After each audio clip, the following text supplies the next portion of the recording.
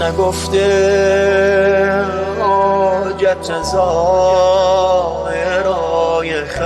خستشو میده، نخونده جواب ظاهرای خستشو میده. این آقای مهربون با بدا مهربون تره، او بدا رو با تمام بدی هاشون میخره.